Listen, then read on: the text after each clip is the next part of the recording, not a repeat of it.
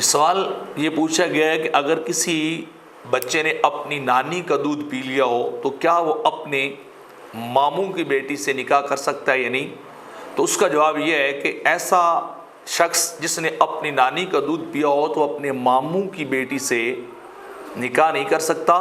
جیسے کہ انسان جو ہے اپنے رشتے کے اندر بھتیجی سے نکاح نہیں کر سکتا، تو وہ چونکہ نانی کا دودھ پینے کی وجہ سے ماموں کا رضاعی بھائی بن گیا، تو لہٰذا وہ اس کی بیٹی رضاعی اس کی بھتیجی لگے گی، تو رشتے والی نسب والی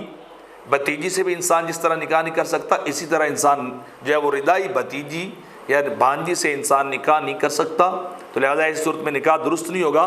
کیونکہ حدیث پاک کے اندر آتا ہے یحرم من الرضاع ما یحرم من النسب، جو رشتہ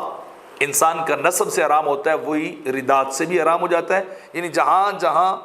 نسبی طور پر نکاح نہیں ہو سکتا وہاں رضاعی طور پر بھی چند استثنائی صورتوں کے علاوہ نکاح کی صورت میں نہیں ہو سکتا۔ اور اسی بات کو فتاوی ہندیہ کے اندر بھی نقل کیا گیا اس طرح کہ اب وہ اس کی رضاعی بھتیجی بن گئی، اور بھتیجی سے پھر انسان کا چاہے وہ نسبی ہو چاہے وہ رضاعی ہو نکاح نہیں ہو سکتا۔